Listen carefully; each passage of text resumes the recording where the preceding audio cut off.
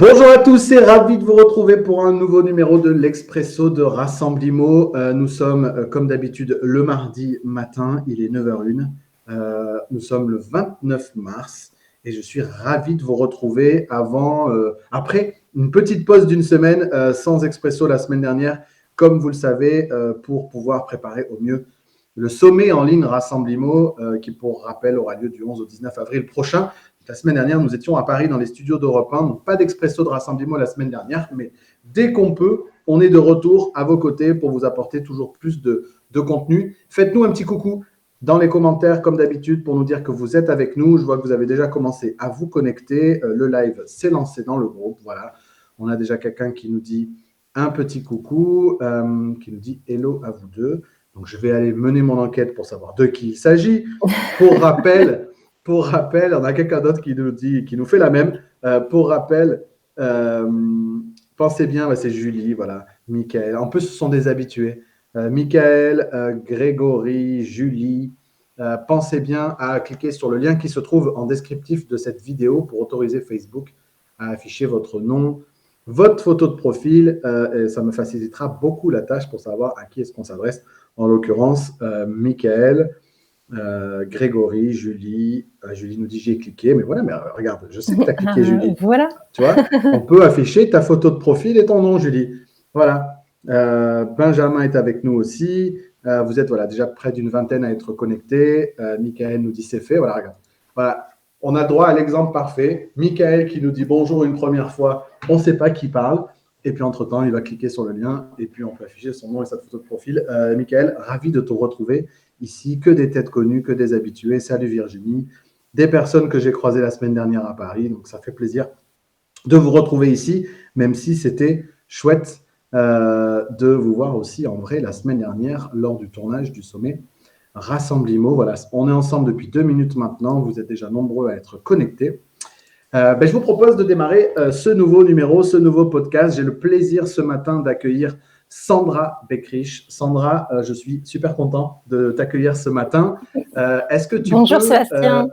Salut à toi. Est-ce que tu peux te présenter pour les professionnels de l'immobilier qui vont nous écouter ce matin? Oui, tout à fait. Merci. Bonjour à toutes, bonjour à tous. Je suis ravie d'être avec vous aujourd'hui, vraiment.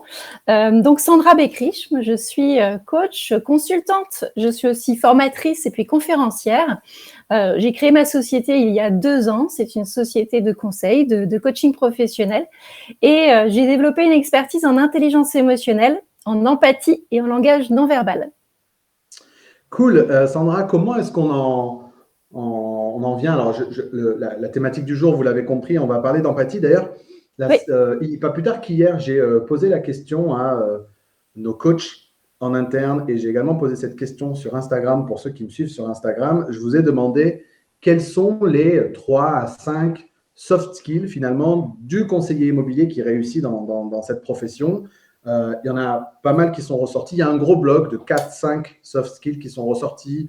On parle de résilience, on parle de discipline, on parle de rigueur, on parle d'honnêteté, etc.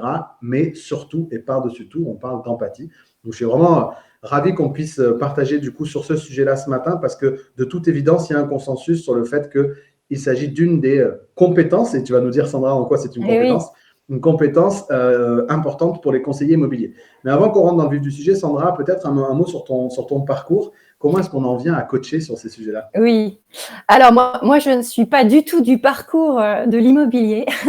Mais alors, je dirais que j'ai quand même une fibre de négociatrice parce que j'ai travaillé pendant 18 années dans l'industrie, d'abord automobile, puis aéronautique. Alors, je suis plutôt ingénieure de formation, mais j'ai tout de suite occupé des fonctions dans les relations humaines puisque j'étais ingénieure commerciale, puis acheteuse, responsable achat et directrice des achats pendant plus de 10 ans. Donc, j'ai négocié beaucoup, que ce soit en interne ou en externe. Et j'ai décidé effectivement de créer ma société parce que tout simplement, je me suis rendu compte que c'était la qualité des relations qui finalement était au cœur de la performance et du bien-être des personnes, des équipes, et puis aussi de l'ensemble des partenaires dans une relation professionnelle. Et j'ai voulu en fait faire finalement profiter aussi de mon expérience et puis voulu aussi développer une expertise en intelligence émotionnelle parce que je suis convaincue aujourd'hui que finalement tout se situe au niveau de la qualité des relations. C'est-à-dire que si on a une qualité des relations qui est plutôt très bonne ou plutôt bonne, en général, on parvient ensuite à avancer avec notre interlocuteur, quel qu'il soit.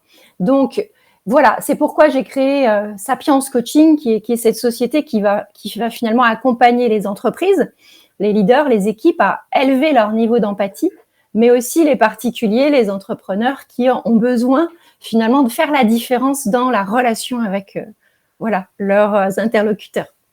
Cool. Et je suis ravi du coup que tu puisses venir nous partager tout ça. J'en profite pour rappeler à Alexandra, à Laurence, Xavier de bien penser à cliquer sur le lien dans le descriptif de la vidéo. On est ravis de vous accueillir pour ce café ensemble ce matin. Mais pensez bien à cliquer, comme ça on pourra afficher vos questions, vos commentaires au fur et à mesure de cette interview.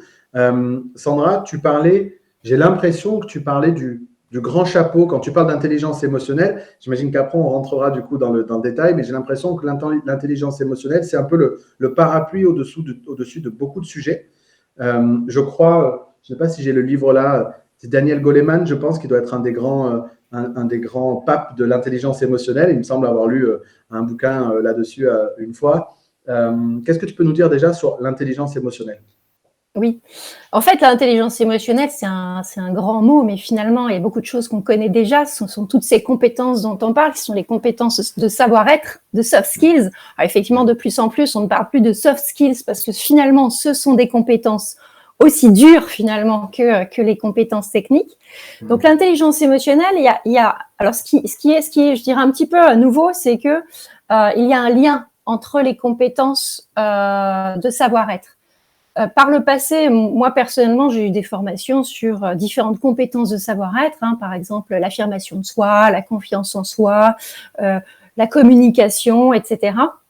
Mais finalement, on ne faisait pas le lien entre ces compétences. Et moi, aujourd'hui, je travaille avec un outil qui s'appelle l'outil EQI, qui est l'outil le plus reconnu au monde pour évaluer le niveau d'intelligence émotionnelle. Et finalement, la force de cet outil, c'est notamment de voir le lien qu'il y a entre les différentes compétences. Alors, je ne sais pas si tu as lu Goleman ou même peut-être Baron, on parle d'une roue de l'intelligence émotionnelle parce que c'est effectivement la dynamique qu'on va trouver entre les compétences et notamment entre les grands domaines ou les grandes dimensions de l'intelligence émotionnelle. Et tout part évidemment de soi. Donc, l'intelligence émotionnelle part de soi, c'est-à-dire sa perception, la perception de soi-même, son expression individuelle. On va retrouver les relations humaines, la prise de décision et la gestion du stress. Donc ça, c'est simplement pour expliquer qu'il y a une dynamique, c'est-à-dire qu'il est difficile d'entretenir et de cultiver des relations humaines de qualité si on n'a pas déjà développer un bon niveau de perception de soi, si on n'est pas capable de s'exprimer aussi correctement, exprimer ses émotions, etc. On va avoir des difficultés derrière à être dans des relations qui sont authentiques et de confiance. Donc, Sandra, je peux t'arrêter peut-être juste là. Tu nous parlais de cette roue. Je me permets. Est-ce que tu peux nous redonner les éléments? Parce qu'en plus, je t'ai vu faire le geste pour ceux qui Alors, je sais pas si c'est je t'ai vu faire le geste. Voilà. Du coup, il y avait visiblement 5 éléments. Tu peux peut-être nous les redonner?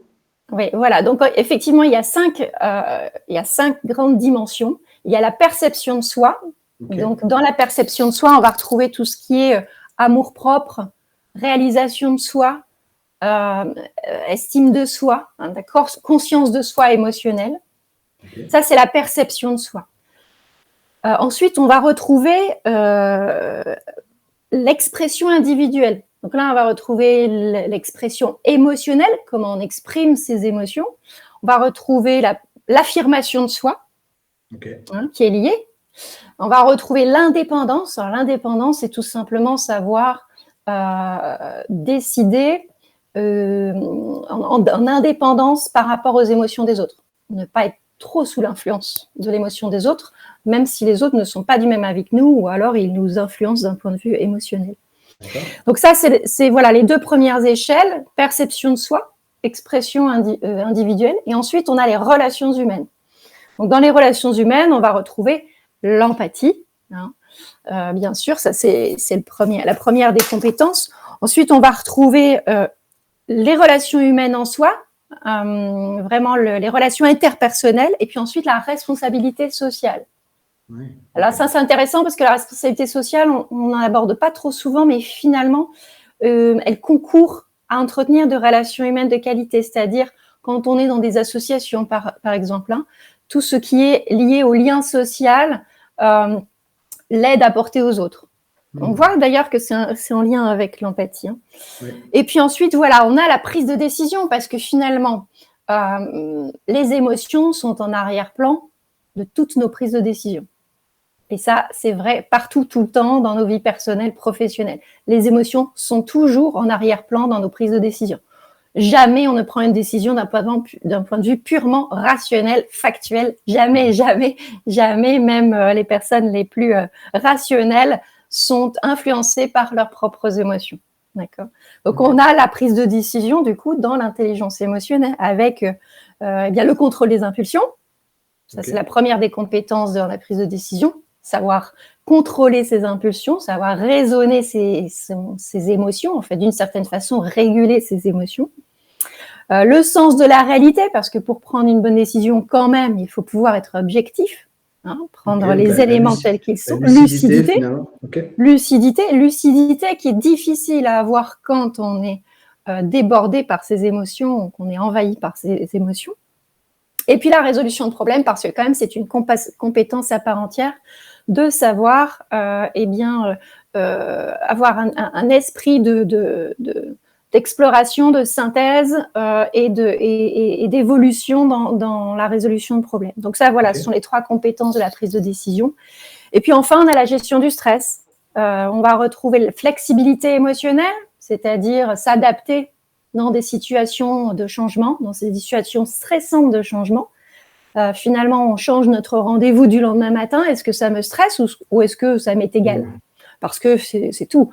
Le client a ses raisons et donc c'est tout, on reporte, point. Et puis il y a d'autres personnes qui vont plutôt se dire ça change complètement mon planning de la journée et puis qui commencent à être stressées. Voilà, la flexibilité, c'est un peu ça. Okay. La tolérance au stress, donc c'est s'adapter ensuite à ces situations difficiles, stressantes, et puis l'optimisme. Et l'optimisme aussi fait partie des compétences de l'intelligence émotionnelle. Ce dont je vous parle, c'est tout simplement la roue de l'intelligence émotionnelle selon le docteur Barron, qui a été à l'origine de la conception de l'outil d'évaluation de l'intelligence émotionnelle. 2 choses là-dessus. Un, parce qu'on a une question, et puis oui. Les coachs, mes coachs qui vont nous écouter le savent. Hier, on a eu cette conversation sur un certain nombre de compétences, soft skills. On va peut-être revenir sur ces termes après.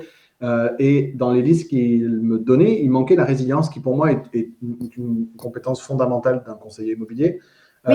Celle-là, on la met dans la partie gestion du stress, on la met dans la partie flexibilité émotionnelle, gestion du changement, optimisme. C'est là-dedans qu'on va la retrouver peut-être ? Alors, en fait, la résilience, c'est un ensemble, c'est finalement la conséquence d'un ensemble de compétences. Effectivement. Donc, dans la résilience, on va retrouver cette capacité à réguler ses émotions d'abord. Les aspects un peu 4 et 5 que tu voilà, donc 4 et 5 avec le contrôle des impulsions, la flexibilité, l'optimisme aussi va jouer un rôle dans la capacité à être résilient par rapport aux situations, aux événements de la vie, mais aussi au quotidien, situations un peu difficiles vécues quotidiennement.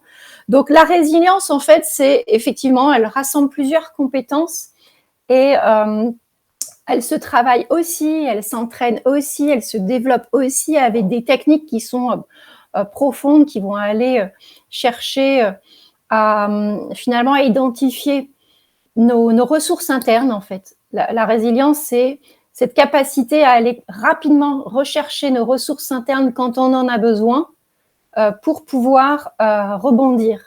Voilà, donc on va aller chercher des ressources internes, on va faire un peu ce qu'on appelle la réévaluation cognitive, c'est-à-dire tout simplement faire le point. Il y a une technique qu'une collègue appelle ABC que je trouve intéressant, mais c'est identifier finalement quel a été le déclencheur de ma situation, quel a été mon comportement à ce moment-là,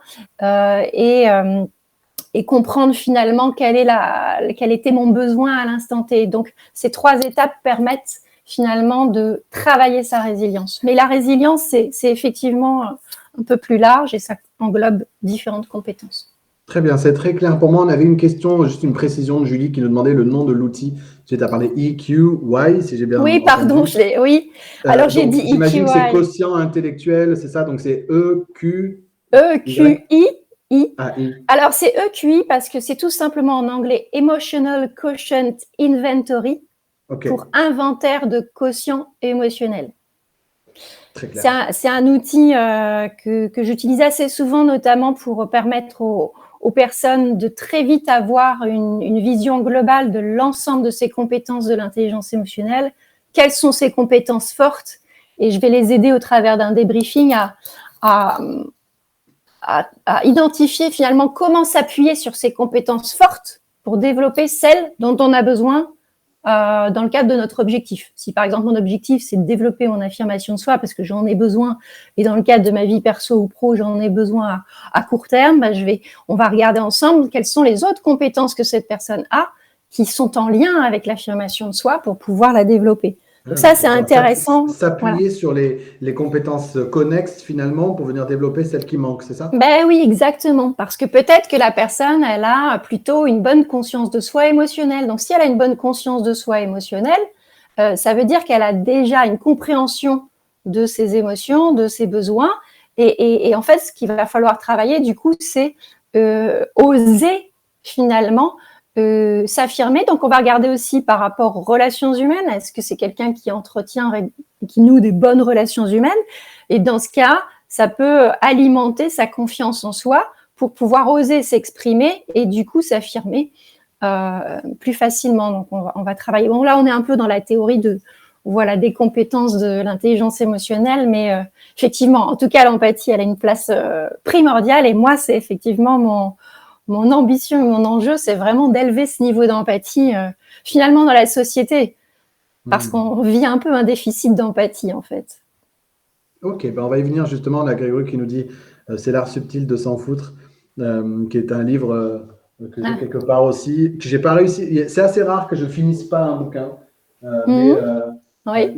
il est là. C'est un livre de Mark Manson ici qui s'appelle L'art subtil de s'en foutre. C'était un des best-sellers il y a quelques années. Un peu le guide de l'anti-développement personnel d'une certaine manière. Mais j'ai pas réussi à le finir ce bouquin. Un peu too much pour moi. Mais voilà, on pourra y revenir. Sandra, donc c'est très bien parce qu'on a vraiment fait un peu cet entonnoir donc, dans la grande famille de l'intelligence émotionnelle, plein de compétences, dont l'empathie, dont tu t'es fait la spécialité. Mais venons sur le fait qu'il s'agisse d'une compétence parce qu'on aurait tendance à croire que ces compétences, ces qualités sont intrinsèques et elles le sont peut-être, mais j'ai l'impression que tu insistes sur le fait que ce sont des compétences et qu'à ce titre, elles se travaillent. Qu'est-ce que tu peux nous dire déjà sur cet aspect-là? Est-ce que c'est de l'inné? Est-ce que c'est… Voilà, dis-nous un peu plus là-dessus. Alors, la bonne nouvelle, déjà, c'est que quand on est à notre naissance, nous naissons avec un capital empathie. En fait, on est déjà avec… on est très bien constitués, tous, nous sommes des êtres humains et émotionnels. Donc, en fait, on a développé déjà notre empathie à partir du moment… Et j'entends le son des travaux. Non, ça va. J'ai négocié une trêve. On n'est pas trop mal pour le moment. Ou alors, ils font des travaux plus loin que tout à l'heure. Oui, ça va pour l'instant. Et donc, en fait, on est avec ce capital empathie parce que finalement, on commence déjà à développer notre empathie quand on est bébé, alors qu'on ne sait pas parler, tout simplement parce que l'on mimétise le non-verbal de notre entourage.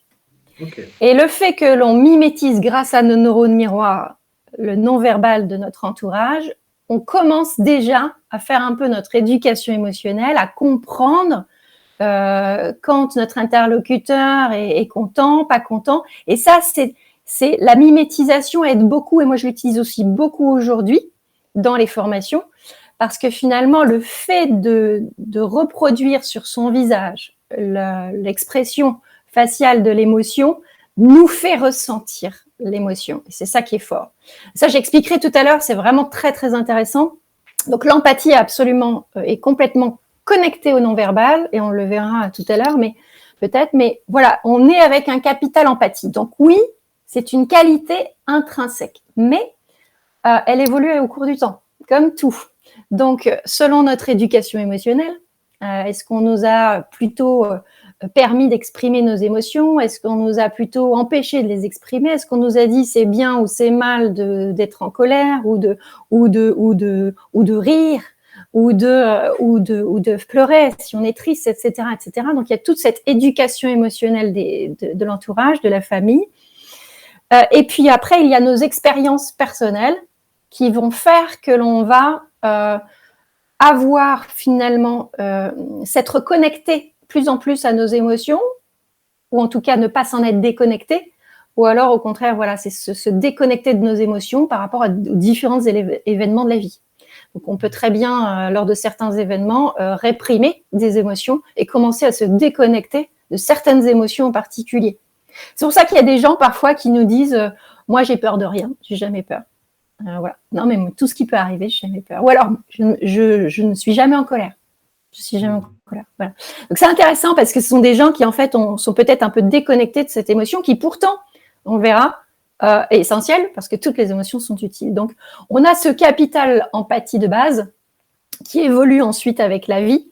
Il faut savoir que les dernières études ont quand même montré que plus on était connecté virtuellement, j'entends, c'est-à-dire sans visage d'ailleurs, hein, sans visio, je dirais plutôt toute la consommation excessive des médias, les jeux vidéo, la déconnexion sociale. Vous voyez, les jeunes qui sont dans leur chambre toute la journée, qui ne voient jamais les copains, seulement par texto, ou voilà, créent en fait un déficit en empathie. Donc, il a été reconnu que cela concourt en fait à ce que les personnes soient encore moins empathiques. Et ça, c'est un problème parce qu'elles vont être en difficulté dans leur vie, dans leurs relations sociales. Donc voilà, et sinon, donc ça c'est la partie, je dirais, de base. Et puis c'est une compétence parce que, en fait, l'empathie, pour tout de suite donner la définition de l'empathie, en mots simples, c'est la capacité à reconnaître, comprendre et composer avec les émotions, les siennes et celles des autres. Et donc, on est, comme je l'ai dit au départ, on est plutôt bien fait. Donc, en fait, on a cette capacité, en fait, à affiner nos sens. Et notamment, moi, j'utilise le non-verbal parce que c'est une langue, c'est un langage, au même titre que si on apprenait le chinois, par exemple. On mettrait du temps à acquérir, mais après, ça deviendrait automatique, on saurait mieux le parler. De la même façon, décoder et comprendre le non-verbal nous aide grandement, et on va le voir, à développer son empathie. Donc, c'est une compétence en soi qui peut se travailler. On va travailler l'écoute active, on va travailler la compréhension et le décodage du non-verbal. On va travailler aussi la prise de perspective, la prise de hauteur. Et enfin, peut-être aussi, on va travailler l'exploration pour se mettre à la place de l'autre. Donc voilà, ce sont vraiment les différents pans de travail qu'on utilise. Et l'empathie est aujourd'hui reconnue comme une compétence. Et d'ailleurs, même si avant c'était pas le cas, une compétence des meilleurs leaders. Parce que les meilleurs leaders mettent en avant vraiment l'empathie comme une compétence clé. Cool. Tu as évoqué c'est intéressant, j'ai tilté tout de suite sur l'écoute active parce que c'était beaucoup ressorti aussi hier dans les qualités, en tout cas, d'un bon agent immobilier, d'un bon conseiller immobilier. On le sait, par la découverte acheteur, la découverte vendeur, etc. C'est important de consacrer plus de 80% de son temps à l'écoute et une écoute active. Et ce sera peut-être intéressant qu'on y revienne dessus à un moment donné. Ce que je retiens donc, c'est que ça se travaille. Mais du coup, comment ça se travaille? Comment est-ce qu'on travaille son empathie? Là, je suis en train d'écouter. Je me dis, bon, ok, je comprends que c'est important. J'ai compris qu'on a plus ou moins un capital plus ou moins développé. J'ai envie de l'améliorer. Comment est-ce que je m'y prends finalement? Alors, pour pouvoir faire preuve d'empathie envers les autres, il faut d'abord pouvoir faire preuve d'empathie envers soi-même. Donc, en fait, ça se travaille déjà à ce niveau-là. C'est-à-dire comprendre un peu son propre fonctionnement émotionnel, en fait. Déjà, apprendre à mieux se connaître, tout simplement. Donc, ce dont on a parlé juste avant est très utile pour ça. C'est-à-dire l'IQI, hein. Et donc, faire preuve d'empathie envers soi-même, c'est aussi être capable d'accueillir et, je dirais, de réguler ses propres émotions, parce que pour pouvoir faire preuve d'empathie envers les autres, il faut cette disponibilité, en commençant par l'écoute active. Donc, quand on n'est pas disponible, on ne va pas pouvoir, en fait, faire preuve d'empathie envers les autres. C'est pas possible. On ne peut pas être dans la posture d'écoute à 360. Donc, la première des choses, ça va être de travailler sur soi, notamment, voilà, découvrir un peu quelle est son intelligence émotionnelle et puis travailler sur sa régulation émotionnelle. Mais moi, ce que je fais beaucoup, essentiellement, c'est quand même le travail sur l'empathie vis-à-vis des autres. Donc, je considère qu'on a travaillé son empathie envers soi-même. Okay. Et donc là, on va aborder la situation. On va d'abord travailler l'environnement, c'est-à-dire pour faire preuve d'empathie envers les autres, il faut créer le climat, l'environnement de confiance.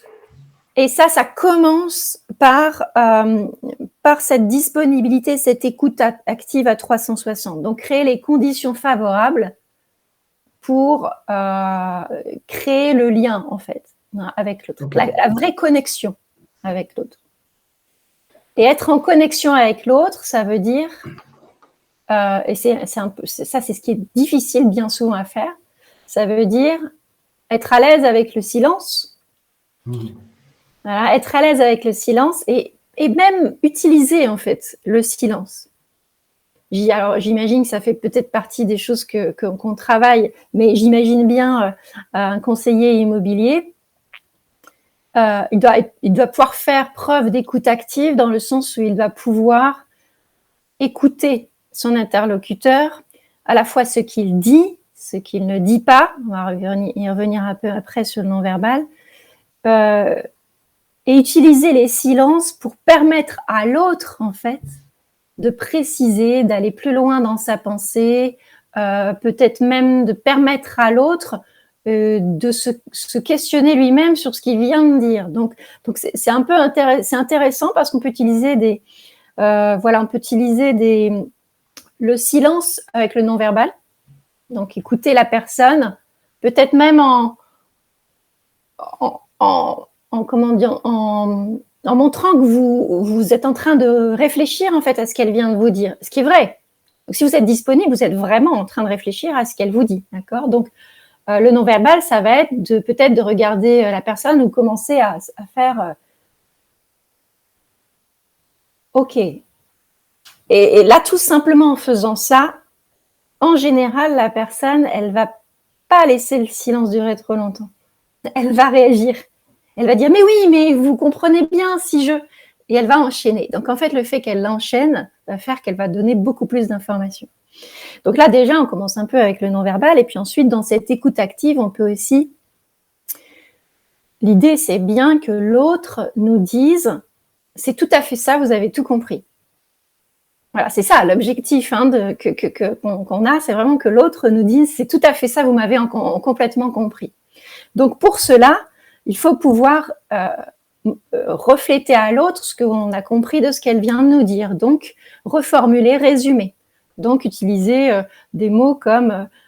donc, si je comprends bien, ce qui est important pour vous, c'est… ça peut être de dire en résumé, en 2 mots, et en tout cas, résumer la pensée principale de la personne. Donc là, attendre évidemment qu'elle vous dise oui. Donc là, on est vraiment dans le premier niveau d'écoute active. Et puis après, on rentre vraiment dans le 6e sens, ce que j'appelle vraiment le 6e sens. C'est-à-dire que savoir développer son 6e sens, c'est développer sa capacité à reconnaître de manière fiable l'état émotionnel de son interlocuteur. Et il y a quand même plus de 4 personnes sur 10 aujourd'hui qui ne reconnaissent pas du tout l'état émotionnel de leur interlocuteur. J'entends quelqu'un qui ne dit rien sur son non-verbal, voire qui se trompe, pense que la personne, d'après son non-verbal, elle est déçue alors qu'en fait, elle est frustrée. Ce qui est complètement différent. C'est 2 familles émotionnelles complètement différentes. Et ça, c'est embêtant, parce que quand on est dans la discussion, alors pas forcément en grande négociation, mais dans les premiers échanges avec notre interlocuteur, c'est super important de bien percevoir en fait son état émotionnel. Parce que si on arrive à bien percevoir son état émotionnel et que l'on connaît le fonctionnement des émotions, quelle est la fonction de chaque émotion, on va pouvoir très vite identifier, interpréter les signaux émotionnels et comprendre quel est le besoin de la personne. Et voilà, ça c'est vraiment très intéressant. sachant qu'on ne sait jamais pourquoi finalement la personne a cette émotion-là. D'accord ? On ne va pas jusque-là. On s'arrête juste à comprendre la personne dans son état émotionnel.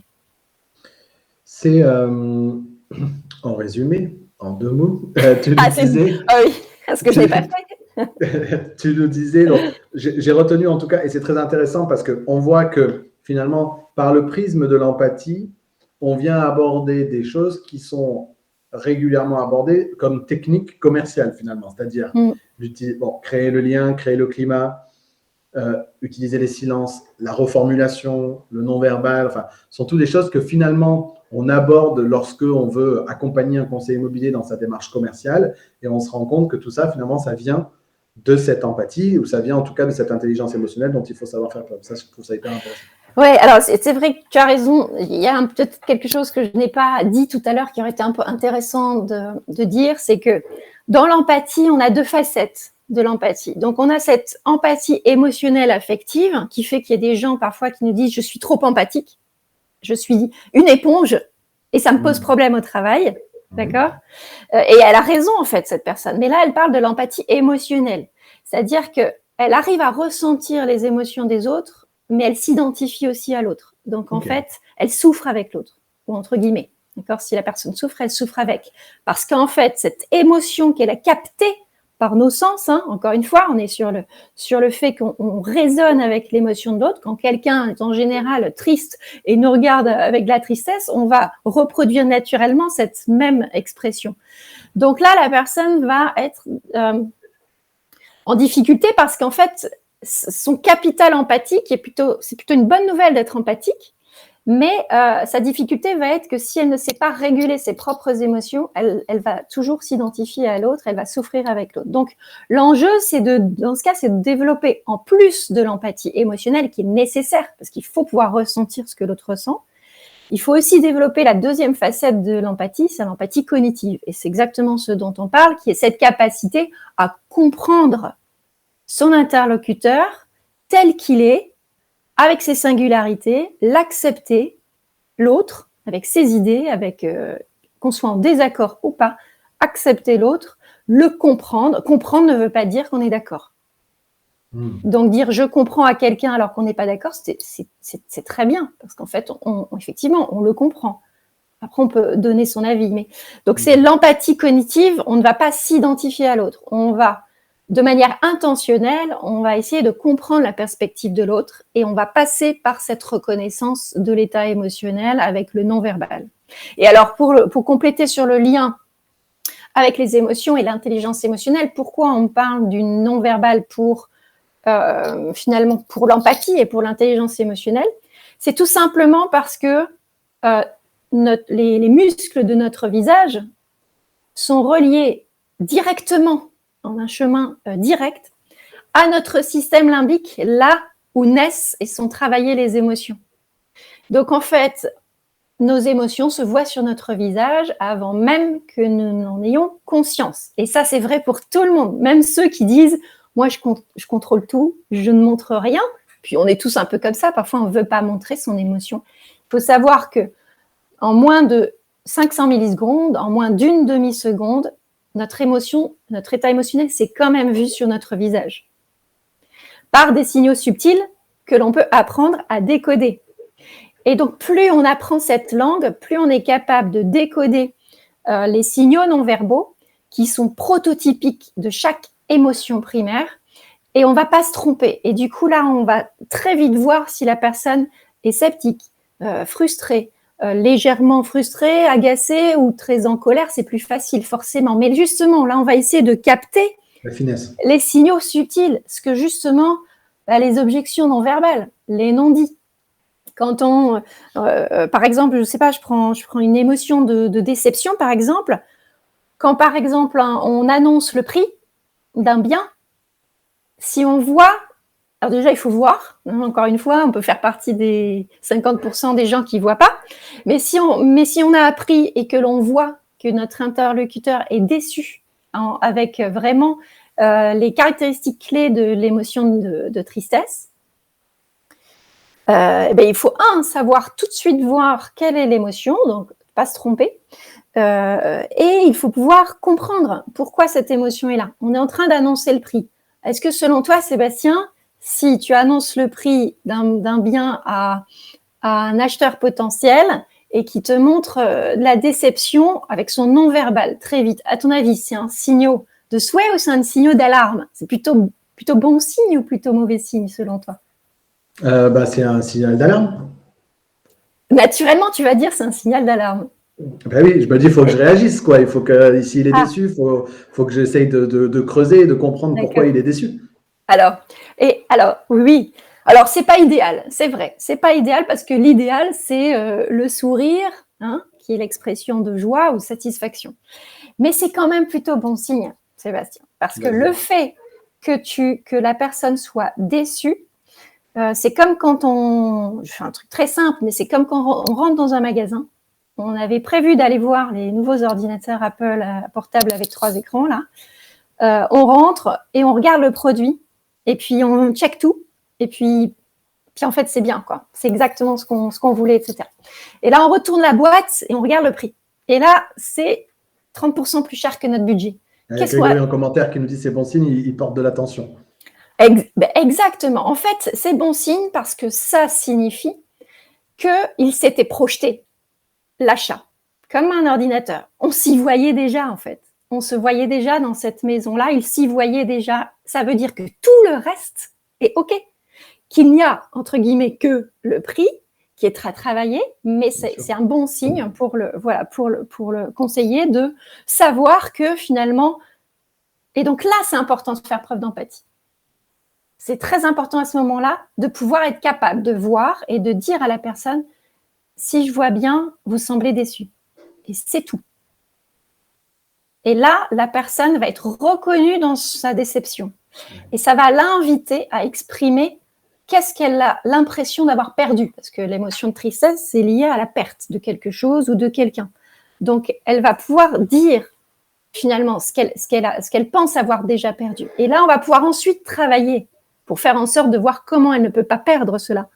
Mais voilà, c'est plutôt bon signe, mais effectivement, c'est pas l'idéal. Donc voilà, il peut y avoir ce type de situation. Après, on peut en avoir plein d'autres. On peut avoir la frustration si, par exemple, on explique en fait ce qu'on a trouvé comme bien à un acheteur.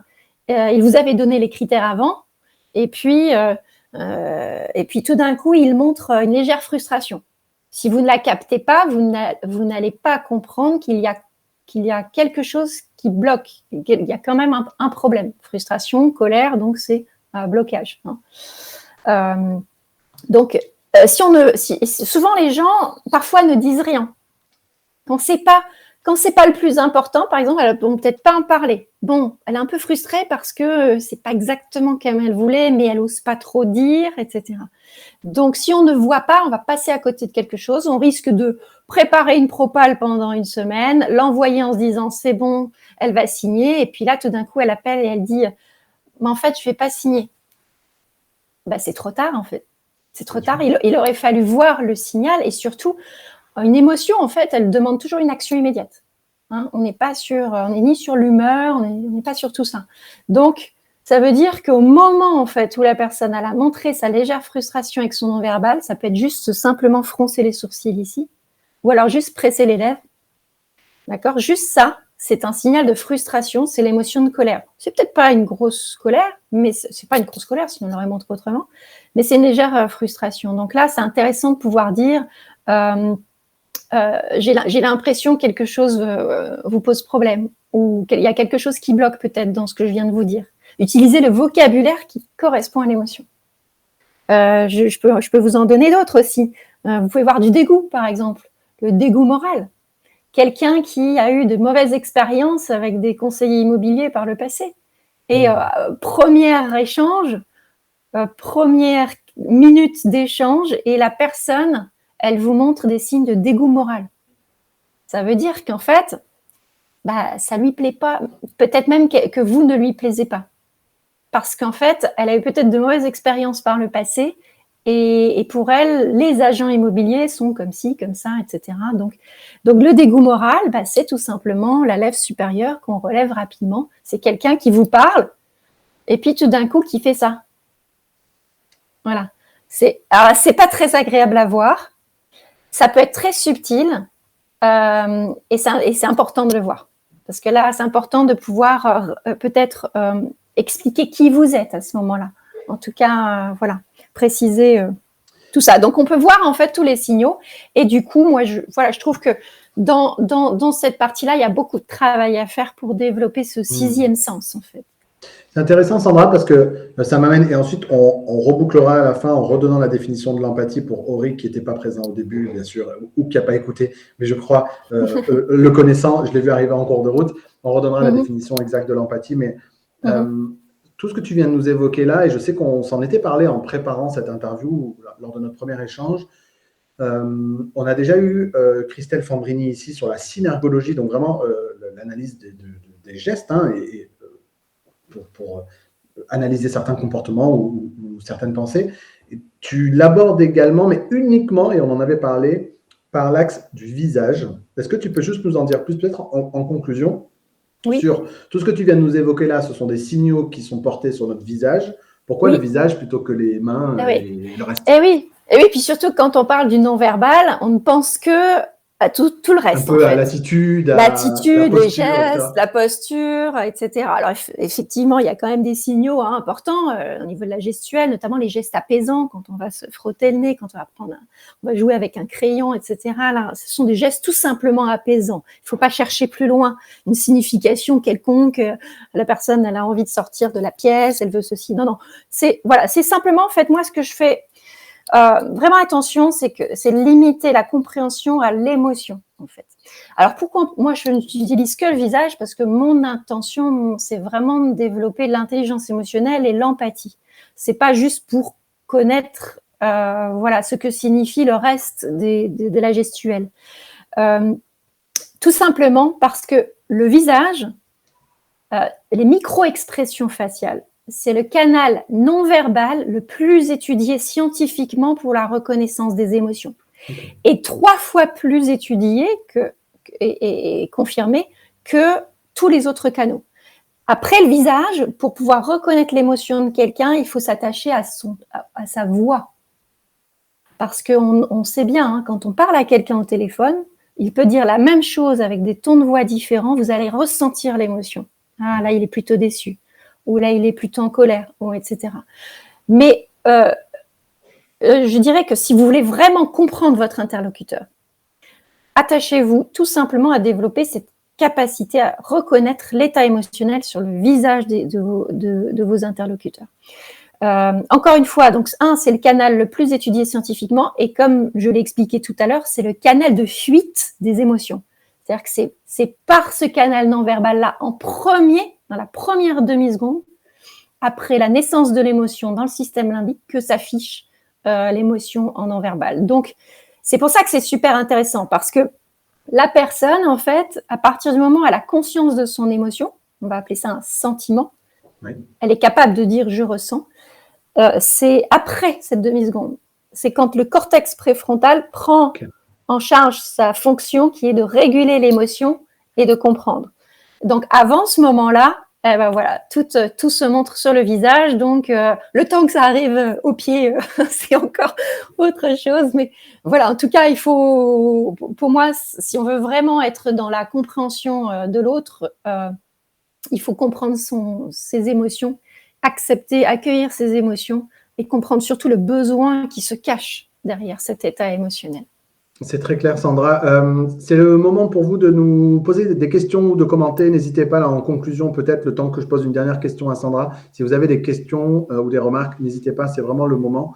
Profitez-en aussi, ça ne coûte rien de nous mettre un petit like, histoire de pousser la vidéo, ou que vous soyez en train de la regarder ou de l'écouter. Sandra, est-ce que tu as des ressources à nous recommander pour les conseillers qui nous regardent et qui veulent peut-être creuser ce sujet-là, de l'intelligence émotionnelle au sens large ou de l'empathie en particulier? Est-ce que tu as des ressources à nous recommander? Oui, tout à fait. Alors, moi, je recommande quand même de lire un peu sur le sujet de l'intelligence émotionnelle. Donc, moi, je conseillerais peut-être au niveau J'ai tout plein de bouquins là, à côté de moi, en fait, là, je suis en train de les Vas-y, regarder, vas-y. mais voilà, je peux vous les montrer en plus en live, mais ils sont vraiment top. Voilà, moi, je trouve qu'il y a un bouquin qui est assez connu en ce moment, c'est à l'inverse là, mais c'est Les pouvoirs de l'intelligence émotionnelle de Régis Rossi, Claire Lozol, Les pouvoirs de l'intelligence émotionnelle. les pouvoirs de l'intelligence émotionnelle. Et puis après, moi, ce que je vous inviterai surtout à faire, en fait, c'est que ça va vous aider finalement à travailler les compétences de l'intelligence émotionnelle, mais le plus intéressant… Il était temps. Pile à l'heure. J'avais négocié une trêve. Ah oui, la trêve. Et le plus important, c'est en fait de travailler sur soi. Donc, en fait, c'est peut-être de faire un diagnostic IQI, comme moi je l'ai fait, ou de pratiquer, en fait, son muscle de l'empathie, notamment par l'entraînement, en fait, à la reconnaissance claire des signaux émotionnels. Et ça, c'est comme n'importe quelle langue, ça veut dire qu'il faut pouvoir apprendre et puis pratiquer cette communication empathique derrière, être capable en un instant de pouvoir voir et raisonner, être en caisse de résonance de l'autre et tout de suite l'inviter à s'exprimer. Voilà. Faire sortir parfois un peu les choses qui fâchent, parce que c'est aussi ça. L'idée, c'est de pouvoir ne pas cacher, ne pas avoir de choses qui ne sont pas dites, pouvoir vraiment être dans la compréhension de l'autre. Votre interlocuteur sera toujours, à partir du moment où il se sent entendu et compris, même si vous n'êtes pas d'accord avec lui, va tout à fait ensuite être beaucoup plus ouvert et enclin à avancer avec vous. Clairement. Merci infiniment, Sandra, pour tout ce que tu nous as partagé pendant ces 46 minutes. Ça passe toujours trop vite. Toujours trop vite. Voilà. Moi, je trouve que le sujet est passionnant. Je vous invite vraiment à le creuser. Je vous invite bien évidemment à aller suivre Sandra, notamment sur LinkedIn, pour en savoir plus. Il y a pas mal de contenu, il y a pas mal de choses qui sont partagées. Et LinkedIn nous a permis de nous rencontrer et de faire cette interview. Donc, c'est chouette. N'hésitez pas à aller vous connecter avec Sandra. Merci à tous encore une fois de votre présence ce matin, de votre fidélité à ce rendez-vous. Je serai ravi de vous retrouver lors des prochains Expresso de Rassemblimo. Dès la semaine prochaine, avec un nouvel invité, je vous dirai bien qui, mais j'ai déjà oublié, comme d'habitude. Mais je vais vous le dire tout de suite, restez avec moi, je vais vous donner le nom des 2 prochains invités. 5 avril prochain, je crois que ça s'est décidé hier, effectivement. La semaine prochaine, je reçois Samuel de Saint-Laurent, du groupe WeLoge. Avec Samuel, on parlera d'automatisation des tâches, de digitalisation, de pas mal de sujets pour vous rendre plus efficace. Et le 12, on recevra Anaïg, responsable marketing de chez ImmoAdvisor. On parlera de votre e-réputation. Donc voilà, plein de beaux sujets pendant les semaines qui arrivent. Il est encore temps pour ceux qui nous écoutent là de vous inscrire au sommet en ligne Rassemblimo, j'insiste. On a vécu une journée extraordinaire jeudi dernier pour le tournage des conférences. On vous a prévu quelque chose de très, très chouette en termes de forme comme en termes de fond. Et donc, profitez-en, c'est gratuit. Inscrivez-vous au sommet en ligne Rassemblimo. Les liens, si vous êtes motivé, vous trouvez. Et on sera ravis de vous retrouver dès le 11 avril prochain. Sandra, encore une fois, merci infiniment. Merci Sébastien, merci à tous, à bientôt. À bientôt, ciao à tous et on se retrouve mardi prochain pour un nouveau numéro. Ciao, ciao.